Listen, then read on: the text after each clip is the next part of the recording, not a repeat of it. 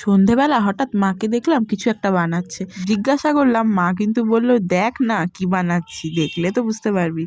তাই আমি ভাবলাম একটা ভিডিও বানাই, নতুন একটা রেসিপি করছে আর কেউ ভিডিও করছে না, তাই চলে এলাম ভিডিও বানাতে। যাই হোক, মা দেখুন ময়দার ডো তৈরি করে রেখেছিল 4টে। সেই ময়দার ডোতে একটা ময়দার ডো নিল আর সেটাকে ভালো করে বেলে নিল, আর তার মাঝখানে দিয়ে দিল আলুর পুর। আলুর পুরতে তেমন কিছু দেওয়া নেই, আছে শুকনো লঙ্কার গুঁড়ো আর পেঁয়াজ ভেজে নেওয়া হয়েছে কুচি কুচি করে, আর দেওয়া আছে কর্নফ্লাওয়ার আর স্বাদ মতো নুন। তো যাই হোক, মা ভালো মতো মাঝখানে পুরটা দিয়ে মা আবার সুন্দর করে সেটাকে মুড়ে দেখুন ভালো মতো বেলে নিচ্ছে। আমি তো প্রথমে ভাবলাম এটা মনে হয় আলুর পরোটা তৈরি করছি, কিন্তু না, মা দেখুন এবার কি করছে। পরোটাটার উপরের দিকে একটুখানি জায়গা রেখে মা দেখুন কাটতে শুরু করেছে। একদম সোজাসুজিভাবে একটা ছুরি দিয়ে মা কেটে নিল পুরোটা। নিয়ে এবার দেখুন একটা করে পরোটার এই অংশ নিচ্ছে আর ভালো মতো রোল করছে। তো দেখুন মা এখানে কীভাবে রোল করছে, জাস্ট সামান্য হালকাভাবে এটাকে রোল করে নিচ্ছে। সবগুলোকেই ওইভাবে করে নিতে হবে। তো মা দেখুন একটা একটা করে করছে।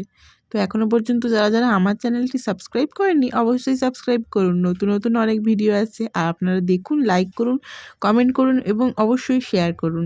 তো সবগুলোকেই দেখতে পাচ্ছেন পুরো একদম গোল গোল করে রাউন্ড করে এগুলোকে তৈরি করে নিয়েছে। এবার দেখুন, এবার সামনের দিকে যেটুকু অংশ আমরা ফাঁকা রেখেছিলাম সেই অংশ থেকে মা আবার রোল করছে উল্টো দিকে। তো দেখতেই পাচ্ছেন মা উল্টো করে নিল, একদম বেশি চাপ দেবেন না তাহলে খুলে যাবে। তো দেখুন মা পুরো তৈরি করে নিয়েছে, আর দেখতে দেখুন কত সুন্দর হয়েছে। মা তো প্রথমে আমাকে বললো যে এটা ক্রিম লাটির মতো লাগবে, সত্যিই কিন্তু তেমনই লাগছে, তাই না?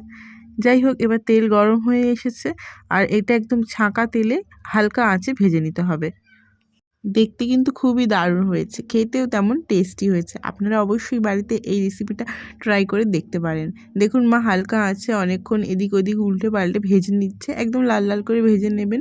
যেরকম নিমকি ভাজার সময় হালকা আঁচে থাকে, ঠিক সেইভাবেই এখানে ভেজে নিতে হবে। আর ভাজতে ভাজতে দেখুন একদিকটা আবার ভেঙে গিয়েছে।